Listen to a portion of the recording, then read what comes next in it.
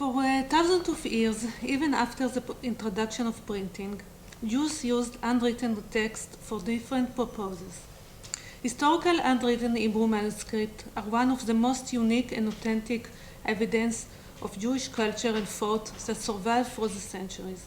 Scholars from various fields increasingly study this manuscript to reveal historical, linguistics, religious, philosophical, and social aspects of Jewish life in different times and places.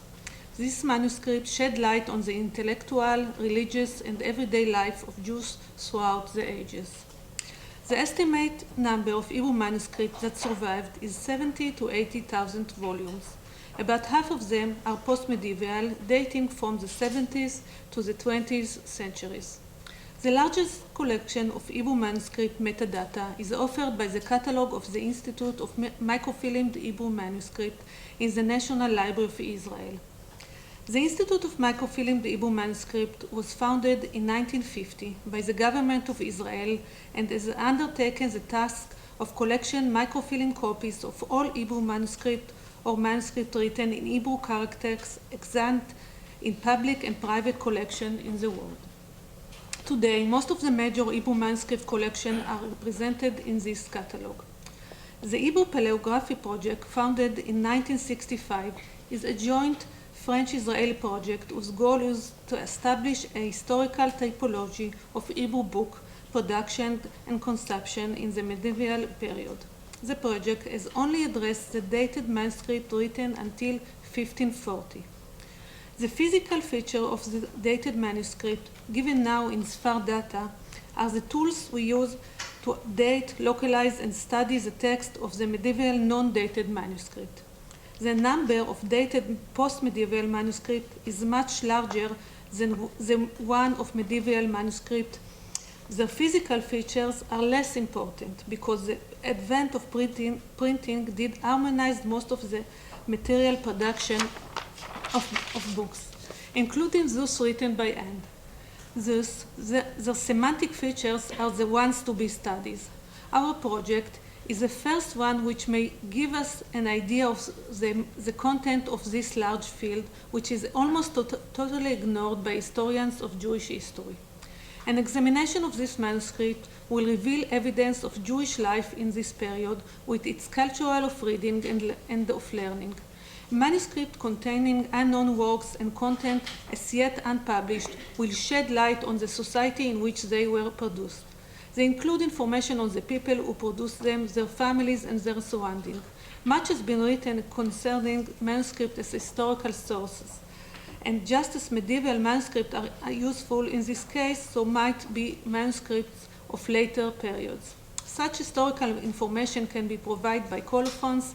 In later period, information can be gleaned from manuscript with title page indication of owners and from family records.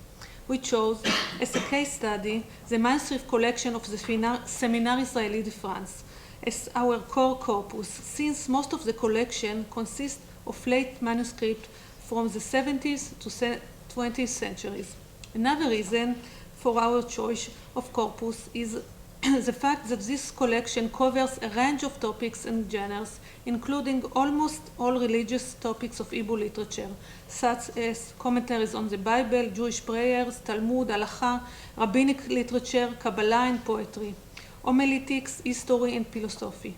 Another reason is that this collection that contains about 200 works has been previously investigated by me in the framework of a project involving the cataloging of Hebrew manuscript in France, including a new catalog of the seminary's manuscript collection. I will present some examples to illustrate and justify our choice of corpus and to show its importance. We select manuscript of 3 different authors and 2 Mahzor prayer books. This manuscript originated from different geographical regions and belong to diverse genres and subjects. From the different fields in manuscript records, we can learn about their historical and social context and about people and events related to them. Thus, we found that Moshe Lifshitz served as a counter, scribe, rabbinical judge, and teacher in the Jewish community of thought. His manuscripts were written in the first decades of the 17th century and include novels on the Talmud and the Midrashim, commentaries to the Pentateuch, Haftarot, and 5 scrolls, together with homilies related to the Jewish festivals placed between the weekly Torah portions. These works shed light on the style of learning and thought prevalent in that period, and reveal those commentaries which were available to the author. His son Shlomo owned them and planned to print the manuscript, but he did not print them. The manuscript pre-Etz Adar by Ezrat Sayag is probably an autograph. It includes commentaries and homilies on the Pentateuch and the 5 scrolls, and was written in Aleppo about the turn of the 19th century. The manuscript was copied in order to be printed. A note in the manuscript shed further light on the preparation of this work for printing, added by Eliyahu Sasson, the proprietor of the printing house in Aleppo, who probably sold the manuscript to the Séminaire Israélite de France. From this note, we learn about the biography of the manuscript. This work, however, was also never printed. Despite the prominence of the Jewish community of Aleppo in Syria among Oriental Jews and the productivity of the rabbinic scholars, the religious literature of this community is not well known. This is due to the loss, for various reasons, of many manuscripts and books produced by that community. Other manuscripts of historic importance are the series of manuscripts by Rabbi Avraham Simcha Katzenelbogen, who served as a rabbi of the town Yekaterinburg, then part of the Russian Empire. He lived a difficult life during the course of which, by his own testimony, he wrote more than 60 books. Only 10 manuscripts survived, and as far as we know, all of these exist only in the seminary's collection. None of these manuscripts have ever been published.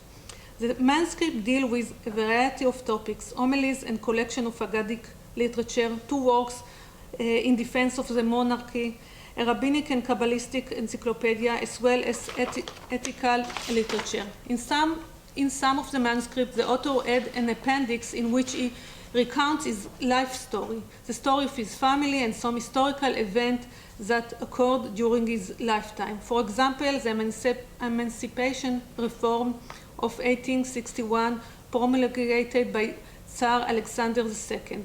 Some of his manuscripts are dedicated to famous personalities such as Sir Moshe Montefiore and the Rothschild family. Therefore, as opposite to what was covered in the Hebrew Paleography project, in our project we focus on the other part of the Hebrew manuscript collection, the later Hebrew manuscript created after 1540. Our research concentrates mainly on quantification, classification, and analysis of the text genres which have survived in different areas and different times, as well as on a detailed survey of the historical, social, and cultural contents of works rather than the codicological and paleographic aspect. This manuscript opened a new world that has hitherto not been systematically researched as a corpus.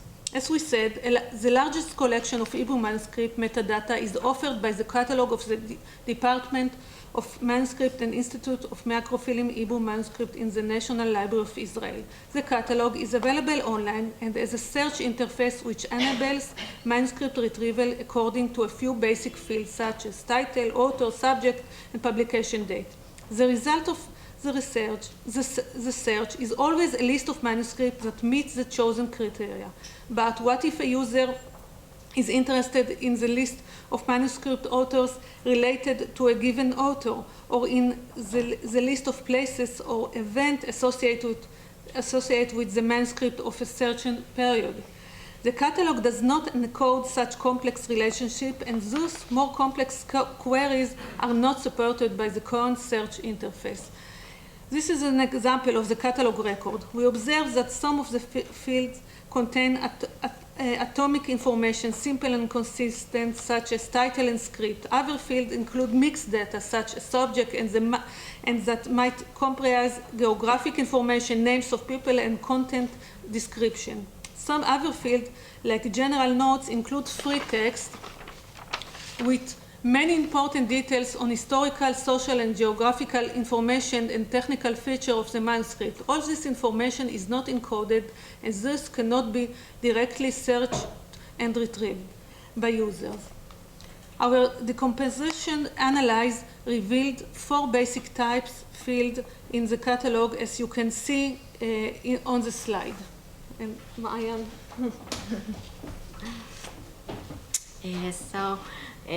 As Gila described, there are a lot of problems in the data encoding and representation in the catalog. Therefore, to resolve these problems, we propose to build an ontology. Ontology is a formal vocabulary, a rich semantic model of shared knowledge, which comprises a set of concepts or classes, their definitions, and semantic interrelationships. Using the ontology, software applications and automatic agents can communicate with each other to share and exchange information and perform complex tasks together without human intervention. The W3C organization develops standards for the formal definition of ontologies, such as the RDF, RDFS, and all XML-based languages. The building blocks of these languages are statements or facts on the domain of knowledge. Every statement is a triple of the form subject, predicate, object, which expresses the semantic relationship, the predicate, between 2 concepts, the subject and the object. Both concepts and relationships are defined and uniquely identified by some AURI. The concepts can be abstract classes of specific objects, and then logical inference rules can be applied to them to induce new relationships that are not explicitly encoded. Furthermore, ontological concepts and relationships can be added as components of meaning to web documents, thus making them comprehensible both to computer programs and to humans. For example, it is possible to identify the author of the web document or whether the document refers to a geographic location. Ontologies are shared semantic vocabularies which form the base of the semantic web's realization. The semantic web is the vision of the web's inventor Tim Berners-Lee. The motivation behind the semantic web is that while online information is accessible, its meaning remains incomprehensible to search engines. Computers can easily locate search words, but they do not understand the context within which they appear. For example, retrieval of the word Turkey will locate documents wherein the word appears, but with different meanings. In this case, Turkey as the poultry and the country Turkey. Most search agents will not directly answer the question how many world leaders are under the age of 60, even though the information is available on the web. So the vision of the semantic web is that the web will transform from a collection of documents comprehensible only to humans to a web of data, a database, which computers will also be able to understand and process based on formulaic semantics.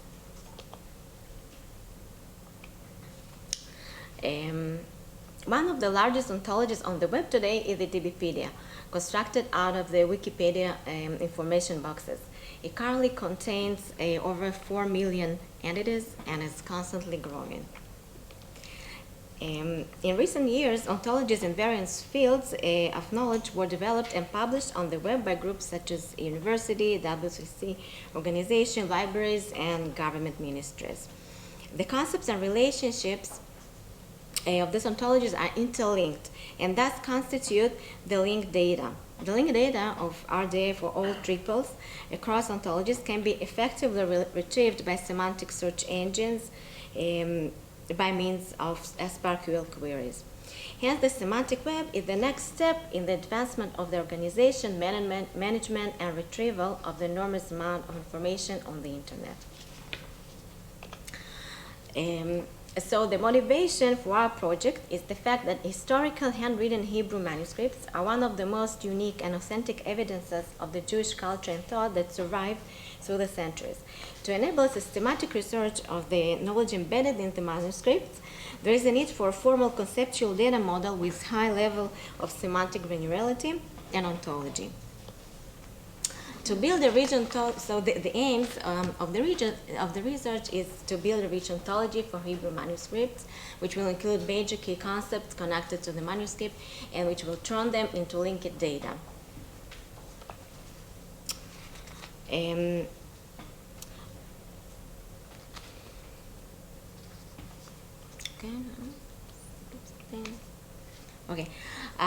Many libraries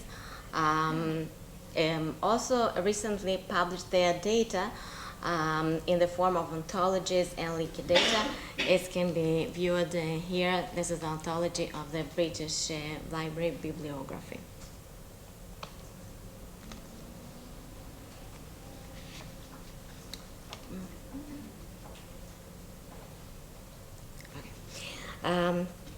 One characterizing aspect that distinguishes Hebrew manuscripts from other national manuscripts and cultural heritage objects is a large amount of events, changes, a frequent moving over a time between different places and people. This is due to the history of the Jewish people who was spread over the world, repeatedly exiled, and had to move again and again throughout the centuries.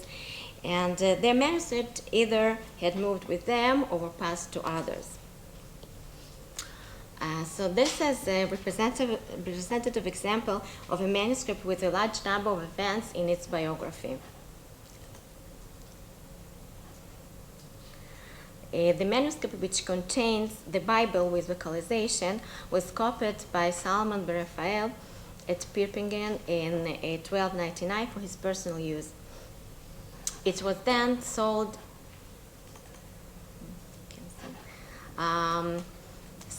and resold many, many times.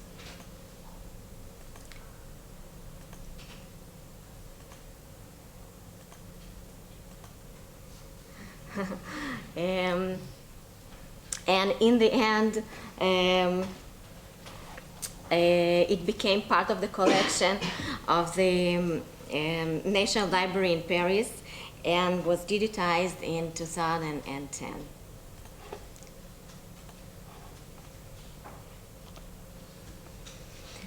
The existing ontological scheme for historical manuscript representation, such as the Europeana DM2E model, take an object property-based approach.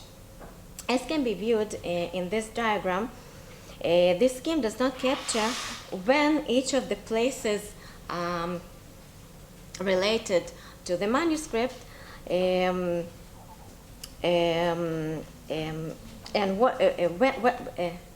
when each of the places involved in the manuscript biography and what people were involved and what actions were performed with the manuscript at each of these places.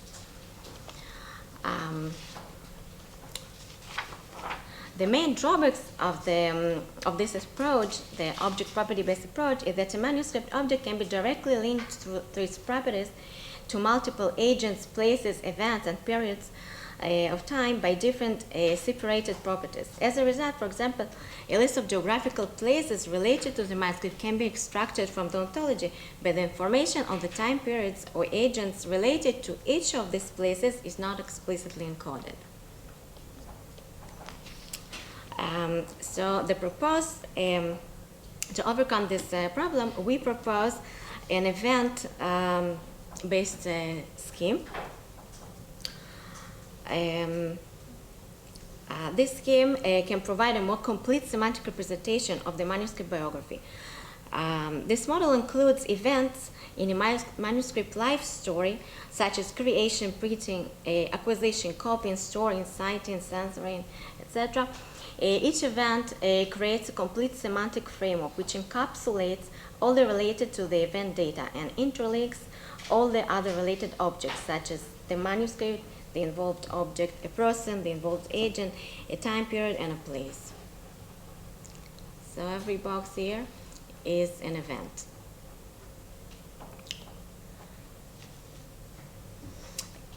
The proposed ontological data model is constructed in the spirit of the Livre de Société approach, which views the book as an important source for understanding historical processes and social and cultural changes. Thus, different parts of manuscript, such as colophons, incipits, title pages, and family records, can serve as historical sources. A new ontological data model encodes a manuscript life story and milestones in its biography. A sequence of events and places constitutes a timeline of history against which manuscripts, people, and their relationships can be placed. To construct our model, we reuse several existing ontologies. In the field of cultural heritage, two fundamental ontologies were recently developed by two large research groups, the CDOC-CRM ontology and the Europeana data model. We also use FOV and bio-ontologies to express a variety of interpersonal relationships, and LODE ontology for event representation. So this is the scheme of the proposed ontology. A manuscript biographic event is the central class of the ontology, which makes the connections between all the main entities, such as historical manuscript, manuscript agent, the place, and the time span. It's a subclass of LOD event and CDOC-CRM activity classes and inherits all their properties. The subclasses of manuscript biographic event are classes corresponding to specific events such as manuscript creation, manuscript copying, manuscript acquisition. In addition, we have a historical manuscript class, which has two basic subclasses, the medieval manuscript and the post-medieval manuscript. While the medieval manuscripts have more codicological information, while the post-medieval manuscript concentrate more on the semantic features. Two new classes for describing people are defined as well: the manuscript agent and agent biography, it doesn't appear here. The manuscript agent and the historical figure. The manuscript agent class represents all the people involved in the creation, acquisition, copying, censoring, etc. All the events related to the manuscripts.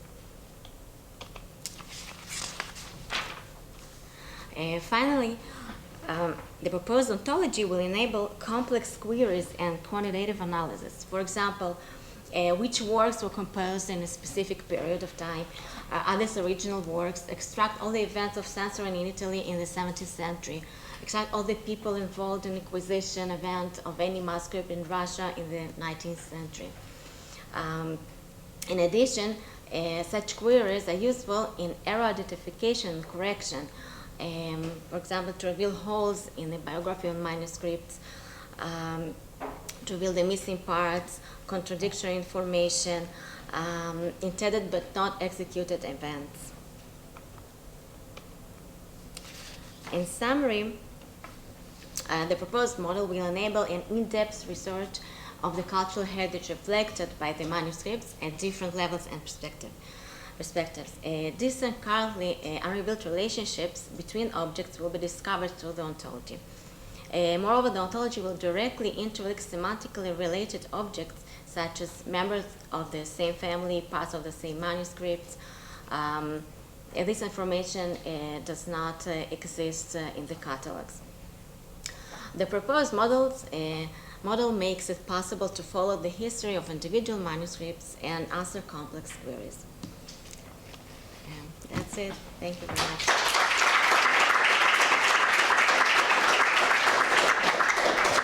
Thank you very much. It was really interesting. Are there any questions? Hello. To what extent are you generating ontological data for a given manuscript? Is this entered by hand, or are you trying to process the existing catalog in some automated way? Yeah, actually, it's both, we're using both type of encoding. The first stage is to try to do some decomposition analysis of the catalog field to understand what information is encoded in the catalog, what information is missing, what information is mixed and is currently unsearchable. And then to try to make some order in this information and convert it to the ontology. And for this, we're going to use also semi-automatic approach, that is named entity recognition, automatic named entity recognition, and information extraction approaches from the natural language processing, statistical natural language processing field, but also to do some data curation and QA, and some experts in the field of manuscripts will go over the output of the automatic algorithm and correct the errors and to make it precise. How are you going to make this data accessible? Are you going to provide a Sparkle endpoint, for example, or some other? Yeah, of course. Yeah, but actually, once we've got the ontology completed, then we were going to build a website and an user interface behind which there will be SparkQL endpoints, and but we plan to do the interface like a more user-friendly form for the broad public. So the person who will use it does not have to know to learn SparkQL. But yes, and so all these queries that we mentioned here will be the interface will enable them. But if I want to write software that connects to your database by Sparkle, I could do it. Yeah. Yeah. Yeah, of course. So I wouldn't have to use the website. I could make my own. Yeah. User interface. Yeah. Okay. It could be possible too. This is easy. This is easier, I think, than to do the user friendly interface. Yeah. Just very quickly, and it's a comment rather than a question, but just something I would like to raise is that very, very early on you mentioned that this area of study was very, very much overlooked in the whole scheme of Hebrew study, so I sympathise with you there. But taking this open linked data approach will go a long way to stimulating interest in scholarship in that area by virtue of the fact that you are making this catalogue and the information in there openly and freely available. It will allow people to access that data, and that in itself will generate more interest in this area of study. It will take time. You will have a generation of scholars coming behind you that will have all this information available, and that will really, really expand the study in this particular area. So well done. Yeah. Yes. Right. Thank you. Actually, we're working in cooperation with the Israeli National Library, who currently possess all the catalog and also the scanned manuscripts, and yes, we're working together and. Making the catalogue available means scholars will no longer have to travel to the library to find out what they've got in their collection. Yeah. Any other comments, questions? No? Well, thanks again very much.